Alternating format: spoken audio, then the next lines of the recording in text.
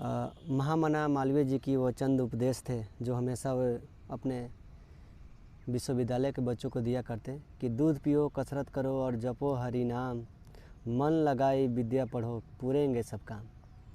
तो साथियों, स्वागत है आप सभी को इस चैनल _BHU में। आज हम एक नई जानकारी के साथ यहाँ उपस्थित हुए हैं। आप सबों के बीच यह किताब मेरी हाथों में दिख रही होगी। डॉक्टर मदन मोहन पाल जी की द्वारा लिखी गई पुस्तक है काशी हिंदू विश्वविद्यालय खेल गतिविधियाँ, सन 1916 से 2016 तक। लेखक का परिचय यह है कि उन्होंने काशी हिंदू विश्वविद्यालय से ही MPEd किया हुआ है और उन्होंने PhD महात्मा गांधी काशी विद्यापीठ वाराणसी से इन्होंने किया है। साथियों, आज हम उपस्थित हुए हैं BHU का जो केंद्रीय खेल ग्राउंड स्थल है और का MP थिएटर, यहाँ उपस्थित हुए हैं। तो BHU में जो छात्र अध्ययनरत हैं या जो BHU के बारे में जानते हैं वो इस MP थिएटर के बारे में जानते होंगे कि यहाँ बड़े समारोह आयोजित होते हैं, दीक्षांत समारोह यहीं होता है। लेकिन इसका इतिहास क्या रहा है, इसके बारे में बहुत कम को जानकारी होती है। तो आज हम उसी इतिहास को लेकर के इस पुस्तक से माध्यम से समझने का प्रयास करेंगे।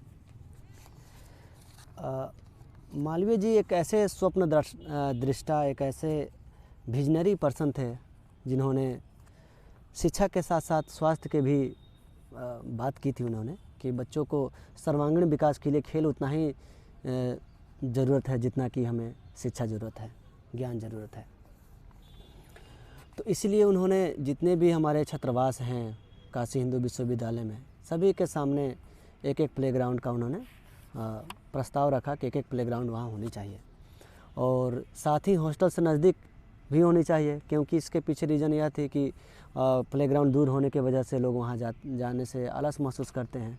तो उन्होंने क्या किया कि हॉस्टल्स के सामने ही उन्होंने एक एक प्लेग्राउंड उन्होंने बनाने का प्रस्ताव किया और बनवाया भी। तो आज हम बात करेंगे MP थिएटर की। साथियों, ऐसे तो बहुत सारे प्लेग्राउंड हैं, लेकिन एक केंद्रीय प्लेग्राउंड की अगर हम बात करें BHU में तो MP थिएटर ही है। इसकी स्थापना कैसे हुई और कब हुई उसके बारे में आज हम जानेंगे।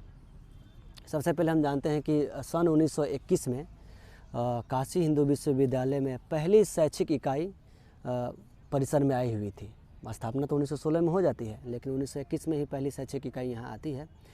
उसमें बहुत थोड़े से भवनों का ही निर्माण हुआ था यहाँ पे, जैसे कि हमें काला संख्या 8 फैकल्टी का जो पुराना बिल्डिंग है जिसे CSC कहते हैं, यानी सेंट्रल हिंदू कॉलेज, जिसकी स्थापना हम जानते हैं कि एनी बेसेंट जी ने 1898 में किया हुआ था।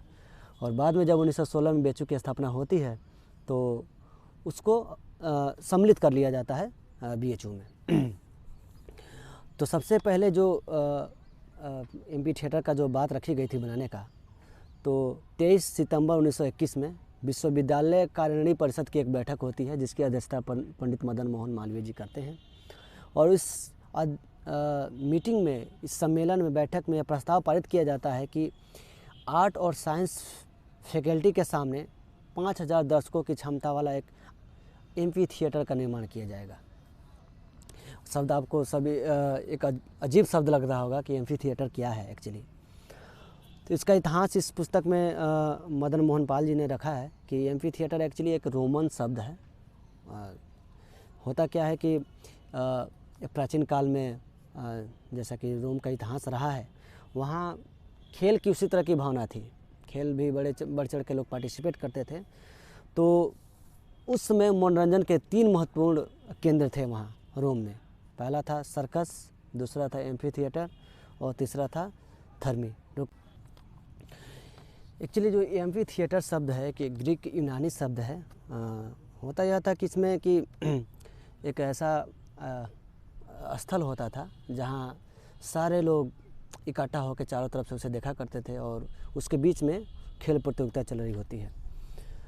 तो उसका मदन मोहन पाल जी ने जिक्र करते हुए कहा है कि MP थिएटर एक ऐसा स्थल था, एक ऐसा जगह था जहाँ तलवारबाजों के द्वंद्व, हिंसक पशुओं के द्वंद्व, मनुष्य का हिंसक पशुओं से द्वंद्व और इस तरह की कार्यक्रम आयोजित होते थे। कभी कभी मनुष्य और हिंसक पशुओं के बीच भी द्वंद्व होता था, जैसा कि हम फिल्मों में भी देखा करते हैं ठीक है। लेकिन धीरे धीरे समय के अनुसार, परिस्थितियों के अनुसार एम्फी थिएटर का शब्द का अर्थ बदलने लगा। सबसे पहले एक रोम में सबसे बड़े एम्फी थिएटर जिसका नाम कोलोसियम था, जिसकी लंबाई, उसके बीच में एक अखाड़ा था जिसकी लंबाई 287 फीट थी और चौड़ाई 180 फीट थी। ठीक है। इसका निर्माण रोमन सम्राट वेस्पिसियन ने किया 17वीं ईस्वी में, और उसका जब उसका पूरा काम किया गया उसमें उसके पुत्र टाइटस थे, उन्होंने 80 ईस्वी में उसको पूरा किया था। यह 50,000 दर्शकों के बैठने की व्यवस्था थी इसमें, और इस दर्शकों के प्रवेश करने तथा बाहर निकलने के 80 द्वार बने थे, जिसमें होकर लोग मिनटों में अंदर बाहर जा सकते थे। तो इस तरह का चीज़ें एम्फी थिएटर का जो शब्द का इतिहास है इस तरह का रहा है।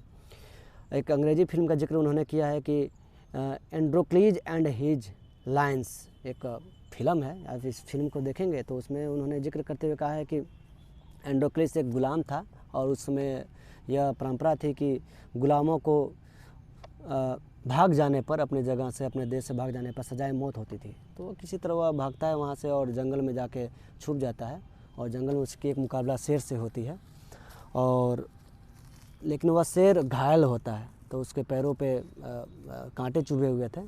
तो एंड्रोक्लीज उस कांटों को निकालता है, उसके बाद शेर से उसकी दोस्ती हो जाती है, और देन क्या होता है कि किसी कारणवश वह पकड़ लिया जाता है राजा के द्वारा, और उसे सजाए मौत के अंतर्गत शेर के सामने डाल दिया जाता है। संयोग देखिए कि वही शेर होता है जिसकी जान एंड्रोक्लीज ने बचाई थी। तो उस समय वह शेर उसमें हमला न करने के बजाय उससे दोस्ती कर लेता है। तो इस तरह का एम्फी थिएटर शब्द का जो रहा है इतिहास उसमें दर्शाया गया है। जैसा कि मैंने बताया कि समय के अनुसार एम्फी थिएटर शब्द का अर्थ बदलना शुरू हुआ, और उसी तरह जो बीएचयू के एम्फी थिएटर ग्राउंड है, इतिहासकार द्वैदर और सोमस्कंदन अपने प्रसिद्ध ग्रंथ history of the Banaras Hindu university में इसका वर्णन करते हुए कहते हैं कि दर्शकों के लिए बैठने का स्थान और विशिष्ट अतिथियों के लिए विराजमान होने का मंच इत्यादि का निर्माण एम्फी थिएटर का मैदान ही था। तो एम्फी थिएटर की बात उन्होंने अपनी पुस्तक history of the Banaras Hindu university में किया है। और इस एम्फी थिएटर ग्राउंड का इतिहास यह रहा है कि जब 1921 में जब पहला बैच पढ़ने के लिए काशी हिंदू विश्वविद्यालय में आता है, तो उसी वर्ष मालवीय जी ब्रिटेन के युवराज प्रिंस ऑफ वेल्स को बुलाते हैं, और उसका स्वागत कार्यक्रम इसी एम्फी थिएटर ग्राउंड में होती है 1921 में। और उन्होंने प्रिंस ऑफ वेल्स को डी.लिट यानी डॉक्टर ऑफ लिटरेचर की उपाधि से उन्हें सम्मानित किया था। इसी एम्फी थिएटर ग्राउंड में बड़े बड़े दीक्षांत समारोह भी होते हैं। अभी हमें आपने देखा होगा कि कुछ दिन पहले यहाँ पे काशी तमिल संगम भी यहाँ हुआ है ना। तो इस तरह से बड़े बड़े कार्यक्रम भी यहाँ आयोजित होते हैं। 1942 में जब विश्वविद्यालय की रजत जयंती मन रही थी, इसके 25 वर्ष पूरे होने पर रजत जयंती बनती थी, तो यहाँ पे अनेकानेक विश्वविद्यालय के प्रतिनिधि यहाँ आए हुए थे। उन्होंने अपने अपने व्याख्यान यहाँ इसी ग्राउंड पे दिए हुए थे। और इस ग्राउंड की खासियत यह भी है कि 1942 में महात्मा गांधी जब बीएचयू आते हैं, इससे पहले स्थापना के वक्त आए हुए थे 1916 में। उनका जो स्पीच का कंट्रोवर्सी हुआ था उसके बारे में हम सभी किसी वीडियो पर चर्चा करेंगे।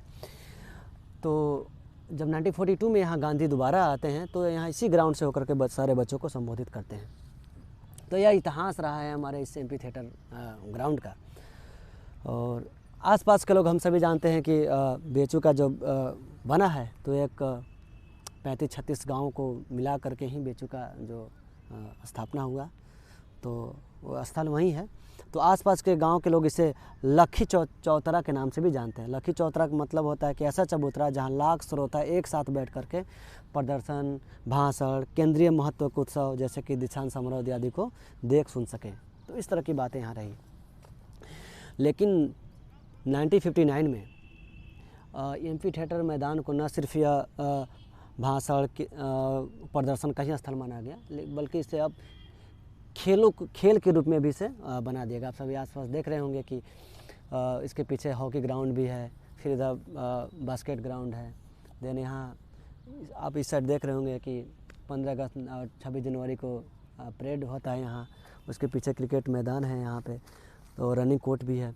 तो देन धीरे धीरे परिवर्तन होते जाता है और इस एम्फी थिएटर का। तो आज के वीडियो में हम इतना ही, फिर हम मिलेंगे साथियों नए वीडियो में, तब तक के लिए धन्यवाद।